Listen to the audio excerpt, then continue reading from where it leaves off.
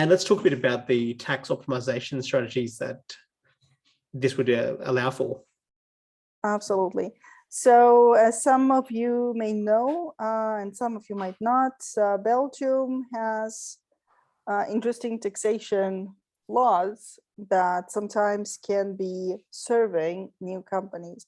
For example, Belgium has zero capital tax rate, meaning if you are selling your company shares, everything that you make on those shares is not taxed, it's zero tax. So therefore, even though generally speaking, Belgium has quite high taxes on salaries and personal taxation, there are multiple ways you can implement this specific tax piece to minimize your taxes and sometimes completely remove them.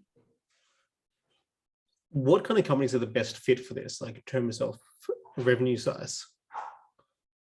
In terms of the revenue size, it's ideal for companies that are making 50 million plus. Like they would probably see almost like instant results from that.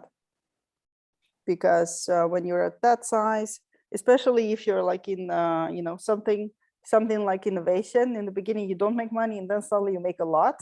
Mm-hmm.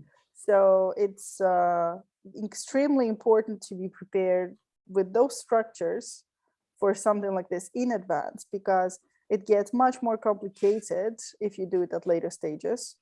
Because like, let's say we see two different clients, one of them is just setting up the company, the other one started making money, realizing like this year is going to be very painful. And, like we've seen them at the same time, it's going to be extremely more difficult and much more work for the company who did